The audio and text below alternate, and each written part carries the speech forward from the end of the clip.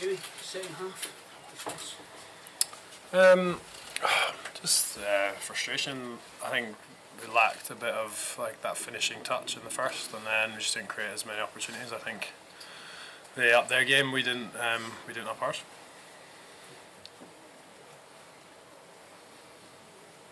They had an awful lot of injuries. Did you feel at half time, as they were like kind of dropping like flies, that this was the chance to beat this team?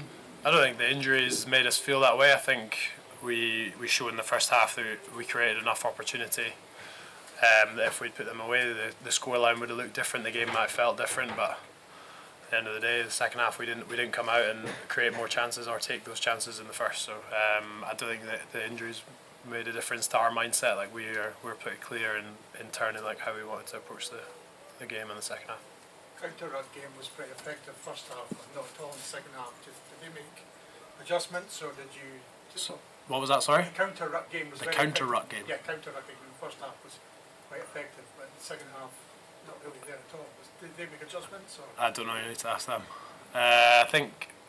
Look, for us, we wanted to try and slow them down. We knew that if they got quick ball, they're a very good side and they can create themselves some opportunity. So for us, trying to slow down that tackle and the breakdown meant that we could apply some pressure through defence, and they might have adjusted to that in the second half. Ireland described themselves as being a special performance by them. Did it feel like one of the best performances you come up against from Ireland? That's hard to say. I can't really remember, to be honest. I've not been on the right side of a result against Ireland, unfortunately. They, like I said, they definitely stepped up in the second half. They're clinical and they took their chances. I think once they get quick ball, they're a very good team. They're very well coached and well drilled. So we knew that would put us under pressure. So for us, there's some learnings to take out of that, and some good bits to look at in the first half, and some frustrating ones as well if we could finish those chances. It was so close for the first 40, 50 minutes. How much heart can you take from that? A lot of learnings to be taken from there. I think we were saying similar things about the France game in terms of created opportunity in the first half and didn't take it. I think the positive is that we are creating those opportunities. Like we'd be a bit lost if we weren't. But I think the great thing for us is that there's minor fix-ups. It's just about doing it now. Gregor, you put Ireland under... Just me. Oh, sorry. Jamie, you put them under immense pressure. How would you describe, I suppose, the game as a whole? I think a very tight first half, and then Ireland kind of put their foot down a wee bit in the second half, and we maybe took our foot off the gas and didn't create as much pressure. What are they like to come up against? How would you describe this Irish team? They're very good. There's a reason they're probably number one in the world, but we weren't thinking about that going into the game. We knew that we'd have to match them physically. They're extremely physical side. We'd have to slow them down. That's probably quick and physical. There's been a real development in Scottish rugby, like really good results this season. It's a positive you can take from it all? We're not done yet. We've got another game next week. Short turnaround, and Italy have caused teams problems in this championship. So for us, it's a massive game. I said at the start of the tournament that we wanted 5 good performances. So we've got a 5th one to get now. Today we're a bit mixed, but 5th one to get next week. Thank you. Cheers, guys. Gregor, how pleased were we in the first half, and how disappointed are we in the second half? Very disappointed with the second half. The first half was a really good test match, very competitive end to end. I felt we were on it, and maybe tell the players were a bit deflated that they weren't leading at half time, but that happens. We managed to stop Ireland scoring on a couple of occasions in the first half. They stopped us, and it just disappointed that the second half wasn't as competitive, not as same energy level from us, and Ireland got ahead, and we probably chased the game. Maybe we had to, maybe it was too early to chase the game, but we obviously weren't very happy with that last 15-minute performance. I know it's just the game's just over, it's hard to say, but what does your gut say? went wrong in that second half? Why do you think it was like that? I don't know, I felt both teams' energy dropped in the second half, I think, because the first half was such an open game, such a physical game. They'd had injuries, we'd had obviously Ritchie leaving, and it was there to be grabbed by one of the two teams, and it was Ireland that grabbed it, which is really disappointing for us. Greg, you took off both of your props around the 54-minute mark. They were playing exceptionally well. Things seemed to go south after that. Do you think there was a connection? No, I felt that energy was dropping right throughout the team and in the forwards, the amount of work they did, and in that first half. So whether they would have been able to play another 5-10 minutes at that level, that was a decision I made in the coaching box. Sorry, what do you think was the turning point? Was it around that period of the game? No, I felt that the whole of the second half we wanted that energy that we had been in the first half, and whether we expected things to come to us in the second half, because Ireland I felt had showed less energy and more fatigue, but we didn't grab that third quarter. They eventually did, and then it was much tougher for us when they go more than a score up. But it was disappointing in attack, disappointing in defence. We were passive at times, and we lost the contact. We'd been so good in the contact in the first half. I think 2 or 3 occasions we moved the ball wide, and we didn't get there quick enough. So it's something we obviously have to improve ourselves, because if you're getting turned over, then you're given a very good team more opportunities in your half. Why did that happen? Did you figure on it yet? Oh, I think we've got to credit Ireland. I thought Hansen was excellent. I think he got 2 of the jackals. We'll look at ourselves, our own technique, were we in the right positions quickly enough. And I do feel that first half was at such a high level of pace and energy. Both teams weren't replicating that at the beginning of the second half. But Ireland got confidence from going ahead. We started forcing things, and we looked a lot poorer in that last quarter than we did in the first half. How concerning is it the energy levels even drop off? I know it's a terrible first half, but at this standard, should energy levels ever drop off? Yeah, of course, it's a physical game like The whole that. half? For the whole half, well, a lot of the guys were taken off, and there was the energy of the first half and the pace of the first half would have been great to watch. It was brilliant. It was end to end. There was line breaks. It was support contact. Very physical. And as I said, I felt both teams were not repeating that in the second half. Like, if you can play at 80 minutes at that pace, and that's something.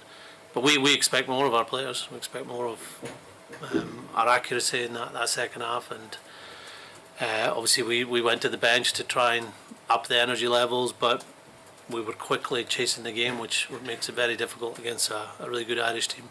The fact that they lost both their hoopers, did that feel a wee bit like a missed chance to try and exploit that? Yeah, it did. I think the first 2 or 3 line-outs, they were obviously winning the ball right at the 5 metre line, and it was hard to get there, but we started putting more pressure on the throw, and we got a couple of deflected balls or overthrows after that. I'm not sure it changed the scrum. I think obviously Kelleher first of all was still on the field but not throwing, and then Cian Healy coming on maybe helped the scrum, just that extra power in the front row. But if that was a missed opportunity that we didn't put more pressure on a non-traditional thrower. How's Richie Gray, Gregor? He seems okay. It was a rib injury, a popped rib or a popped cartilage. We won't know until he has a scan or X-ray. But he just felt he wasn't going to be able to continue at that level. So it's a blow for him. He's been a very important player for us. And today our lineup didn't function nearly as well as it has this season. Part of that was the disruption, but also ourselves. We have to be better there. Was Finn okay when he came off? No, he was carrying a knee injury. Hoagie obviously had an ankle injury, so both of them will be getting scans or X-rays tonight to see if it's anything that will rule them out next week. With the chance of silverware gone, what lifts the players on this disappointment going into next weekend? I suppose the internal focus of putting what we've been working towards into an 80-minute performance. That's what we were aiming to put out there today, and a lot of that first half was at a high level. Probably some of the best rugby we played because of the quality of the opposition. But 40 minutes isn't good enough, or 50 minutes isn't good enough, and it won't be good enough against Italy, who are a very dangerous team with nothing to lose.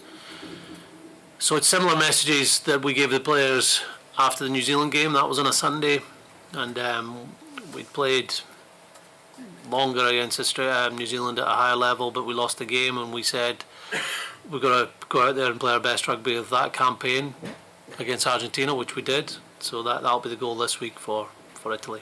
Gregor, you obviously play Ireland in the World Cup, a lot of rugby to be played between now and then, but they do have this sequence of victories. Do you feel any closer to working out how you might be able to beat them when that game comes around? Well, I'd say we're close to working out. It's delivering it is the other part, because I think we showed enough in attack and defence in the first half that there's a game there and there's a playing group there that can really trouble Ireland, but you've got to do it for 80 minutes. Obviously, World Cup's an even bigger stage and bigger level with more consequence if you don't win that game. And yeah, we'll learn from today, but Ireland will take confidence from today, and I think both teams will believe they'll be better teams. They'll be better in a few months' times with the learnings that go on. But yeah, there's enough to be out there for our players to go, right, if we are able to deliver this and take opportunities. We took one, we had a couple. The one before half time, the one Duan got through, and we got jackled on their line. That at least forces Ireland to have to play differently, excuse me, or be behind. I think it's something that we've obviously not beaten Ireland for a while, but I don't think we've been ahead to put them under pressure to have to play differently. And once they went ahead, they showed the quality team they are. I think their confidence and their calmness at times is something that we can learn from, something we're striving towards. They are further along their cycle in terms of the wins they've had to be calm and in those testing times. We've done that against New Zealand. We've done that against France when things have gone against us. So we have that ability, but today it wasn't there in the second half. Given there's been so much positivity around performances in this campaign, is there a fear that what happened today might have a psychological effect, psychological damage on the squad?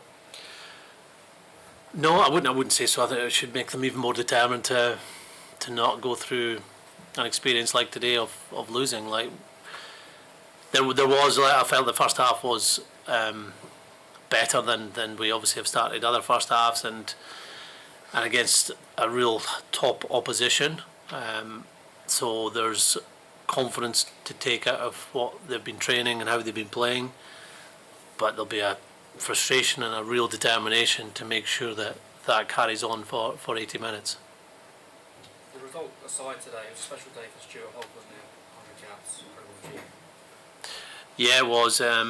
I felt the tribute the crowd gave him, obviously his family involved when he walked out was great to see. It is important to recognise people when they're still playing for what they've done for Scottish rugby and for rugby in general. And just a shame that we couldn't get a victory to go on top of what was a special milestone for him, and obviously even more disappointing for him, he's got an injury, and we'll see how long that'll keep him out for. Thank you. Ankle. All good. Thank you. Thank you. Just